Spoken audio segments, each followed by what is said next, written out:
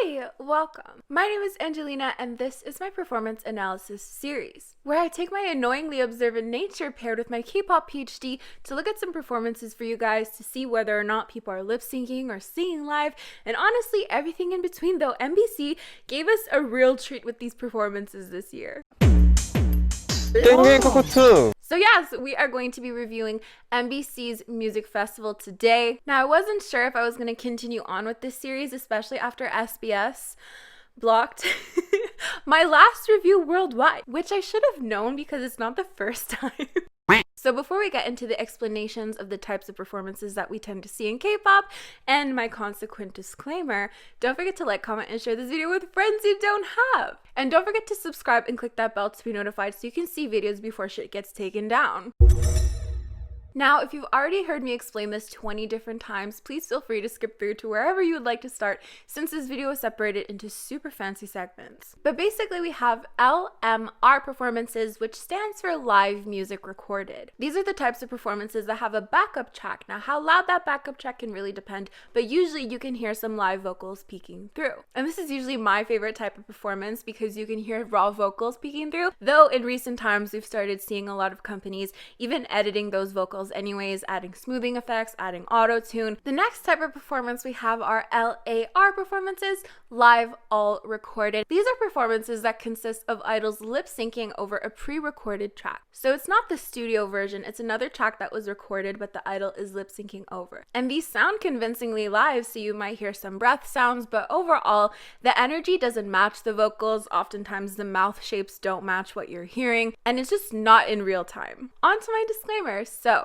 if an idol chooses to lip sync, that is totally fine. Ideally, I would have loved to hear live vocals peeking through, but idols and companies can have a lot of reasons as to why they choose to lip sync, whether it's to avoid scandals or to achieve a more perfected sound, because oftentimes LMR performances might sound a little messy to some people. And at the end of the day, we have no idea what type of editing goes into these performances. We also have no idea how many takes they did to get that final product, and overall, pretty much everything is edited. So my thoughts are entirely based on what is presented to us, what is evident. That being said, I don't think there was a lot of lip syncing on MBC, so I'm really excited to get into this video.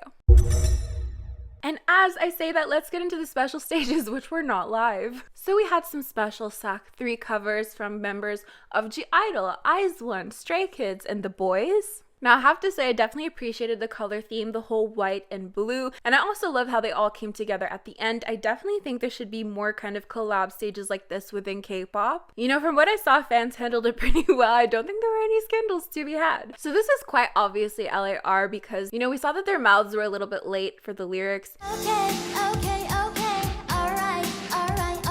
And just overall sounded really crisp, really clear, and we heard absolutely no movement. And on that note, I wanted to highlight the other special stages which featured just dancing, like just covering a song through dance. You know, we have this special stage with members of IZ*ONE, Itzy, and i-dle, and you know, they just danced rather than pretend to cover a song. This just feels a lot more genuine because you're not just sat there like, your mouth doesn't match. You're clearly lip sync. Like, you could just enjoy the performance without wondering about the logistics of it all. Likewise, we had Loona and the Boyz, Ten and Hyunwoo. But let me know in the comments down below, out of the dance covers, which one was your favorite? I have to go with like the i-dle, Itzy, IZ*ONE one because like their outfits were on point. It just was very powerful to me. Soyeon's heels admittedly scared me. It was very second gen. Not that I want that to come back, but like, you know. Another stage I wanted to point out, however, is Yoona and Sono's stage. So they performed a song called Perhaps Love, and it sounded extremely perfected, so I thought it'd be a great opportunity to go to the original 2006 performance and do some comparisons.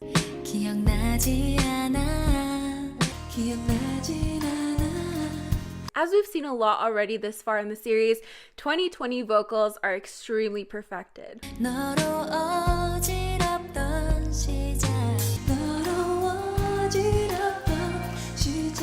The vocals tend to be just really smoothed out, which I think takes away the emotion within the voice.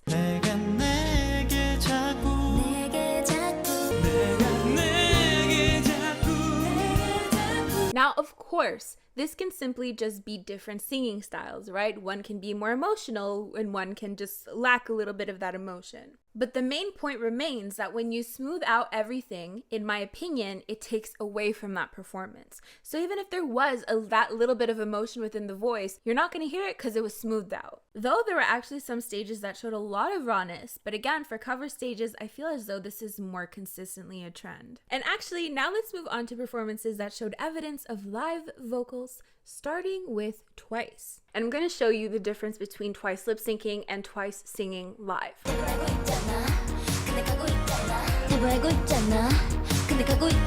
So the moment I heard the first set of vocals, I could hear two voices, which is not consistent with their typical lip syncing performances. Their typical lip syncing performances has one clear voice.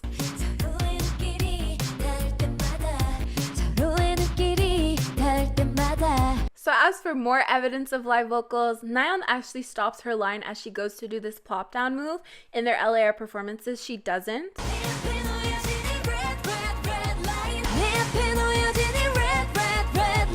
And actually before that move, there's a little skipping move, and you can actually see she's not really skipping as to prioritize her vocals. And she also stops singing during some of the higher parts. And this is not me being nitpicky and being like, she made these mistakes. I don't consider these mistakes at all. I consider these part of a live performance. If you want a live performance of idols singing and dancing, they have to stop sometimes. They cannot sing the entirety of the song while doing really intense choreography. It's just not reasonable. For example, in Miss A performances of Breathe, you can see that for Min's part, she doesn't fully do the jump along with the rest of the members. And I just think we should normalize this a little bit more. And actually, I did want to take a minute to talk about this example because I feel like this is a point of criticism for many other people. This is why wanting live vocals in K-pop can be dangerous. Like, I saw something on TikTok and someone was saying, Jihyun made a mistake. And when I looked at it, I just thought she was prioritizing vocals. She wasn't doing the moves fully, so she could prioritize vocals.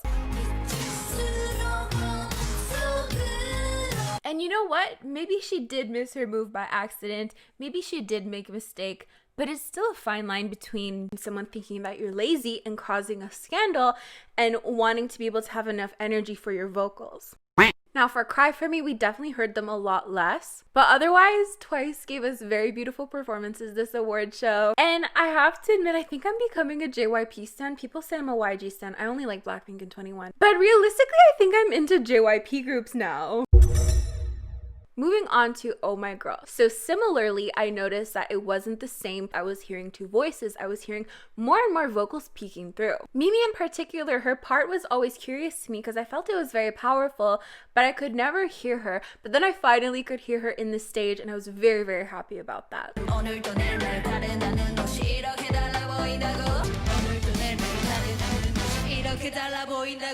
GOT7 sang live as well. So for Youngjae and JB, I could really see the intensity in their faces and it really matched up with what I was hearing, so I definitely appreciated that. And we actually have an example of GOT7 doing LAR in Mama, so let's show examples side by side of those live vocals peeking through versus a lip syncing track.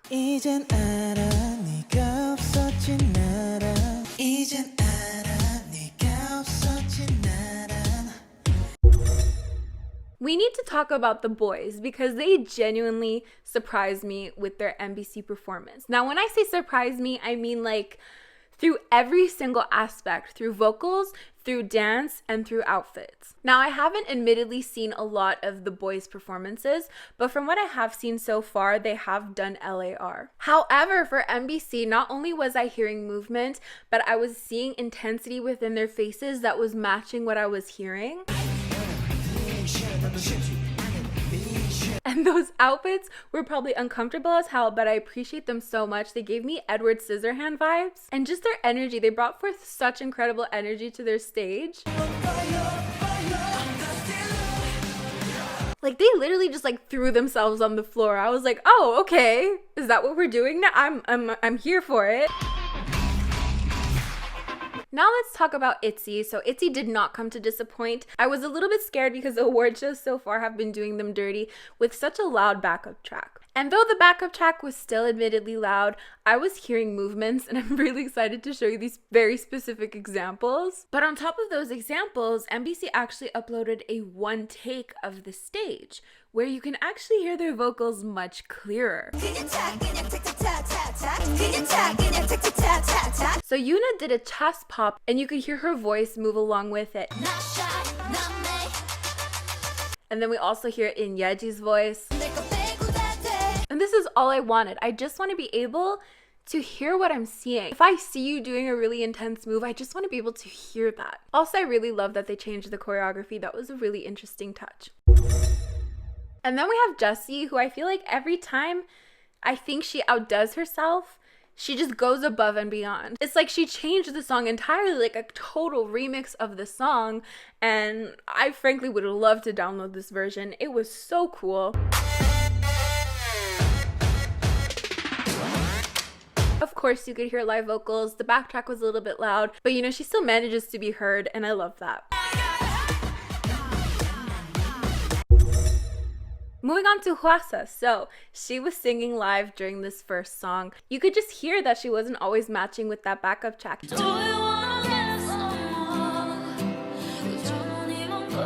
And honestly, when it comes to live vocals, especially for performances like this, you can just hear that difference. So let's go back to Yoona and Seonho's performance. It sounds too crisp. It sounds too smooth. Similarly, for Maria, I could hear her. Finally, I feel like she was very much overpowered this far for award shows from the backup track. And the same thing goes for Mamamoo. You know, they were very much overpowered for a lot of these award shows. And for their song Travel, I think I could hear the faintest voices peeking through. Otherwise, I could only really hear their ad-libs. As for Dinga, I did hear more vocals peeking through, but again, loud backup track. But I have to say, I did hear a little bit of movement.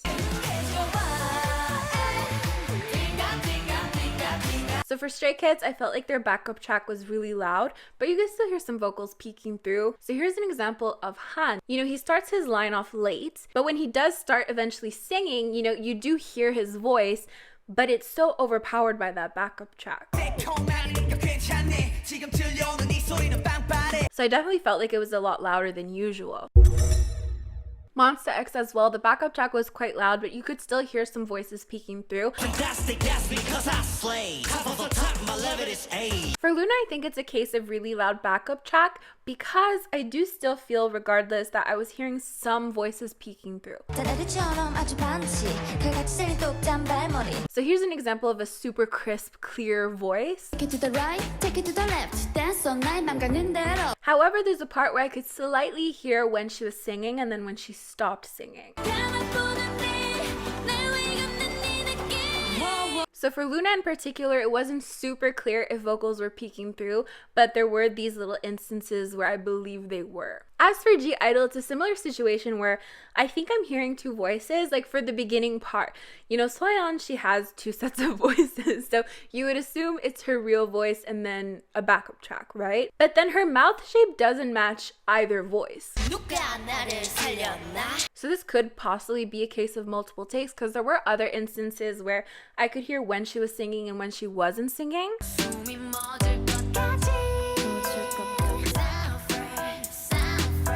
However, it's definitely not the most live i-dle stage that I've heard. Here's an example of live vocals peeking through versus the MBC stage. As for i-dle, I thought they sounded ever so slightly different. Now, I find their vocals are quite heavily hidden by the backup track, or they are lip syncing. And for this performance, I think it's a mix. Some members are definitely lip syncing, but if vocals are peeking through, it doesn't really sound much different. But here's an example of a voice that I think is peeking through a bit versus a voice that I believe is lip syncing.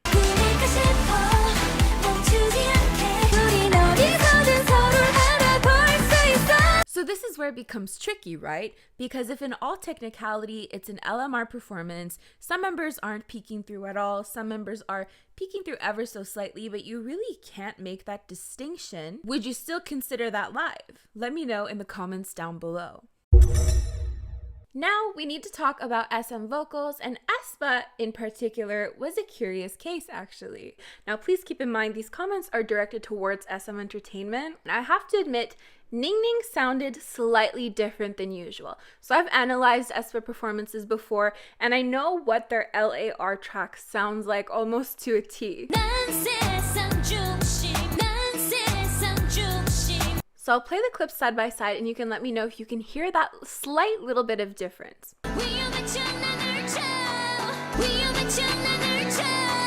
I think the reason it sounds a little bit different is because SM is on to us. Also, I just think there's a little bit less auto-tune in this stage compared to their regular stages. But you'll notice that even though it sounds slightly different, that their mouth shapes still don't match, that they still start lines a little bit too late and you still hear the same exact level of vocals.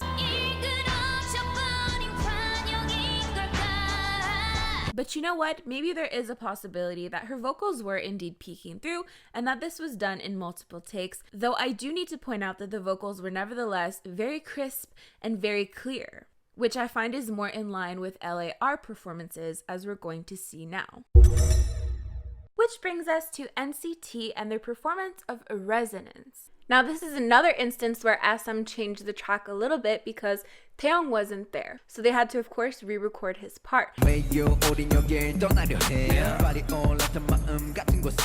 However, it's the same thing I've been saying across these videos. Sometimes they give too much energy for what you're hearing, or sometimes they don't give enough energy for what you're hearing.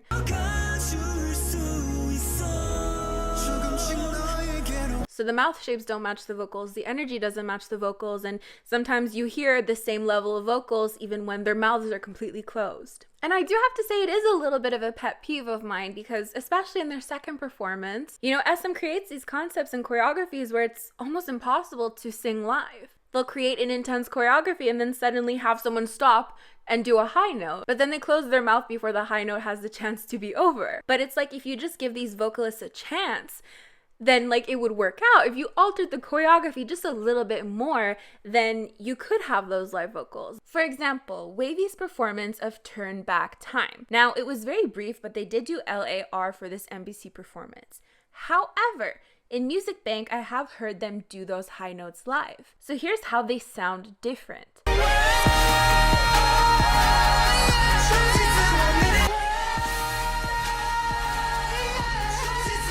In fact, we see that Ten closes his mouth too soon and he just goes back to dancing. Nevertheless, in a very rare 4th gen example, we actually got to hear a voice crack in this stage. Again, I would much rather hear reality, and reality is not always going to sound like the studio version. If we want idols to dance and sing live, then we have to accept that there are going to be mistakes. You have to accept that people are going to have voice cracks, that notes are going to be cut short, that sometimes notes are going to be flat. But I guess at the end of the day, it's really about what you prefer. Do you prefer those live vocals peeking through, even though maybe it'll sound messy, even though maybe you're not going to consistently hear them throughout the entirety of the song? Or do you prefer live all recorded performances where it sounds perfect? So again, let me know down in the comments below. What do you personally love out of performances? So yeah, that is basically it for this video. Thank you so much if you made it this far. My watch time thanks you. I have to say, in terms of clarity and the fact that this was a free award show, this has to be my favorite. There were the most instances of live vocals, so let me know in the comments down below which award show so far has been your favorite. Next year, I'm only doing Mama, KBS, and MBC. Thank you so much for your support. Don't forget to like, comment, and share this video with friends you don't have. You can also consider joining my channel members to help support this channel in a different way. Just click that join button next to the subscribe button and you can get a cute Kevin emoji next to your name, among other things. These are the lovely individuals who help support my channel on a monthly basis. Thank you so much for your support. As for me, I'm gonna get going, so I'll see you guys next time. Bye!